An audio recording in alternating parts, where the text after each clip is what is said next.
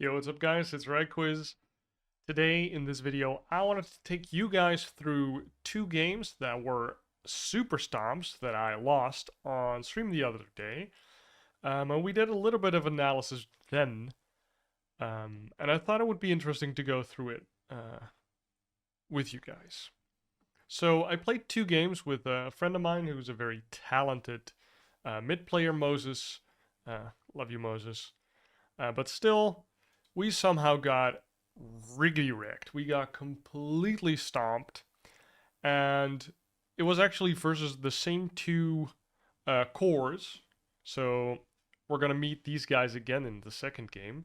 They'll be playing slightly different heroes, but still, it's interesting to talk about because we completely, we got completely annihilated this game, basically. I think, yeah, from minute 10 already, it was basically over. Now, one guy in my chat asked, like, why was Anti-Mage a bad pick? Because, well, we saw the Medusa. This was still 7.33B, so Medusa was even stronger. And we saw Medusa first phase. And I was like, whoa, I can play Anti-Mage offlane? If not, I can maybe swap with my Alchemist, you know. An Anti-Mage is good into a Medusa. So I was like, you know, whatever, this is a pub game. I'm going to yellow it. I'll pick Anti-Mage. Well, that was rough because the Medusa was a 4, as you can see. And we were laning into a Terrorblade. Now, we'll go into the lane after this, but first let's look at the heroes even further. So we first phased Silencer Pudge into Medusa Undying, I think. So then you're picking an Anti-Mage offlane into an Undying, not knowing that the Medusa will be a 4. That's kind of rough. Like, the lane didn't feel that good. But I thought it would be fine, since I'm not a strength hero, and if I have Mana Break or Mana Drain, then I can just hit the Undying a bunch. I can blink out if I'm really in danger. And then as soon as he doesn't have any more mana, which he should run out of way faster than usually, then I'm going to have a fine lane. And we ended up picking Anti-Mage Alchemist into Terrorblade Underlord. Which, that's rough, because Terrorblade just, well, he's good against Alch in the carry matchup, because he really loves buying Scotty. And also, what I found out is that in the lane where an offlane Anti-Mage lanes into Terrorblade, it's also very rough because the reflections of Terrorblade have the mana break on Anti-Mage, and I ended up skilling mana break not knowing that this was the case. So I went mana break level 1 and mana break level 3 before I noticed that I shouldn't be skilling that at all because I was burning my own mana, basically. So I think if I had not skilled that, just got in my Vanguard, I could have probably laned pretty fine. It's a little weird to not have Mana Break for Anti-Mage, but I think you could definitely make it work. So got completely destroyed in the laning stage there. And then in the last phase, we had blind mid picks into each other. And now we had I think, if I recall correctly, my buddy just really wanted to play Sniper. It was like, I just feel like a Sniper game. Like, it might not be a good game for it, but I just want to play it. And so he picked Sniper into OD. I don't know how that matchup goes, if it's good or bad. It doesn't seem super good, because going forward into the second game where we got wrecked as well, we actually ended up having another Sniper into OD, and he got, I don't know how the lane went. Yeah, he got wrecked. So OD into Sniper, probably not good, or he just didn't know the matchup. Before we move on to the second game, though, let's look at some things, such as what does their lineup do, and what did we not do effectively. So, from the social aspect, I have to admit that I could have done a better job of trying to soothe my position 1 who was tilting his ass off together with position 4 silencer. I don't know what they were saying, they were Russian, but they weren't happy. that was very clear, you know, but he didn't offer me to swap, but I also didn't offer him to swap. So, you know, those are small things that I could have done, and maybe he's like, oh, sure, I'll play on to mage, and then I'll play offlane alchemist, which is kind of fine. And we'll have a completely different game. I can focus more on concoction and get more blood grenades and stuff, and really like play for the lane instead of with this with this anti-mage into Terrorblade. Like nothing's gonna happen.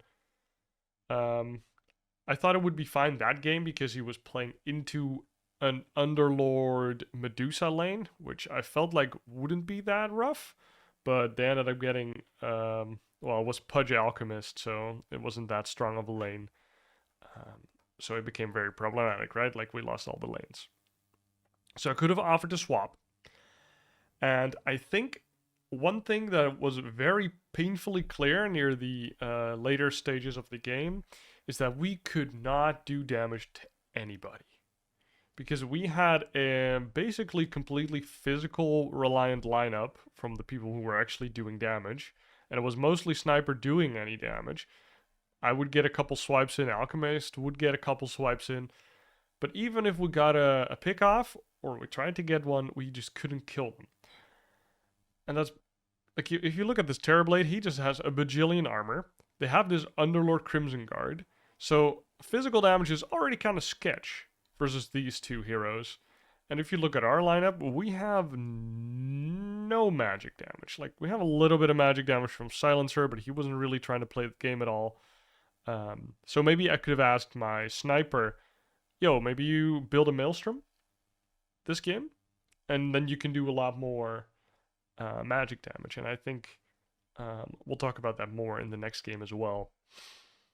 So those are things that I can learn from this complete utter stomp, where I'm gonna be honest, when I get stomped all 3 lanes and the game ends in 20 minutes, I usually just don't think about that game at all. I'm just like, we lost all the lanes, whatever. You know, I was counterpicked, obviously. Like, why should I think about this? But I just thought about this match for like 5 to 10 minutes, and we learned a couple things that I could have done differently and had a better outcome. We might still end up losing that game, but I think it will be closer. And if one of my other lanes does slightly better, suddenly we have like a 10, 15, 20% shot instead of near 0%. And then if we look at the second game, we actually end up having a pretty similar outcome, with their offlaner building a nice Crimson Greaves. They have a Monkey King, which, if he uses his ult, has infinite armor. And then we just have a really rough time killing them. I ended up picking Bloodseeker, which is a really comfort hero for me. But well, let's talk about that first. That would be on most fair. I picked Bloodseeker after seeing Riki 4. I didn't really know what Riki 4 needs in the new patch. And it was also kind of a case of, I like playing Bloodseeker. I like playing Bloodseeker with Sniper. It has been pretty effective for me in the past. I saw this Slark. I'm pretty okay with having a Bloodseeker Slark. He sets up my Bloodrite pretty well. And all I saw was a Veno Disruptor. So I kind of expected to be laning against a Disruptor, which I don't mind that much, right?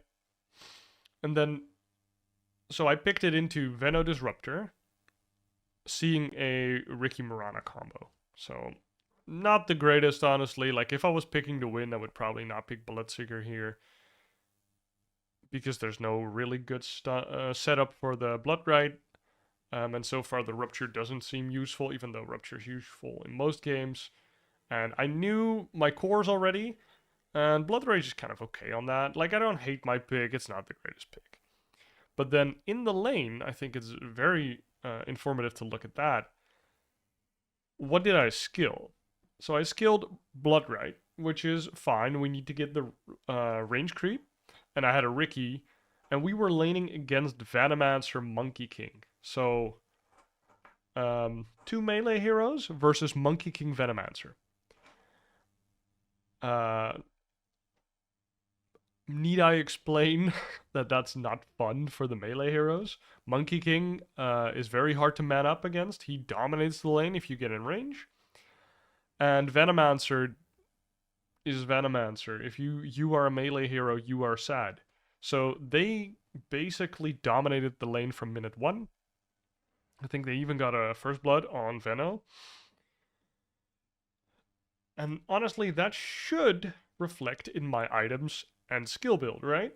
Because I probably can't lane, even though I play Bloodseeker. Usually I dominate the lane, which is why I like playing the hero. It's fun.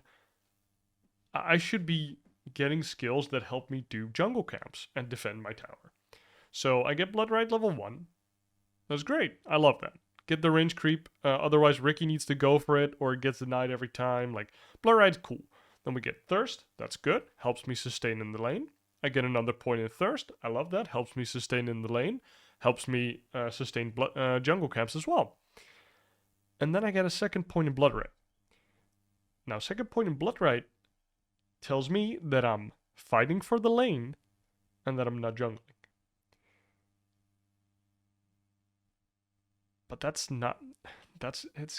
honestly, it was just kind of bad. It was useless. It felt useless because nothing was going to set this up. Like, I needed Slark to rotate to me and pound somebody. Then I would have a setup for Blood Rite. Or have Morana get like one of those godly long-range arrows out of nothing. Then I would have a setup for Blood Rite. Otherwise, it is just useless. So I don't like the second point in Blood Rite. I don't like it at all. I would have preferred a level Blood Rage so I can more effectively do jungle camps. Then at level 5, I get this Thirst because I noticed that every last hit that I get, I'm not getting a lot of them, I need all the health that I can get because anytime I get close, I get hit by this Monkey King, this Venomancer comes out of the woodworks, throws a Venomous Gale at me, maybe hits me with Poison Sting. Like, it's not a fun lane for me. So I need to be as tanky and self-sufficient as possible so that this Ricky can leave my losing ass lane and try and salvage the other lanes.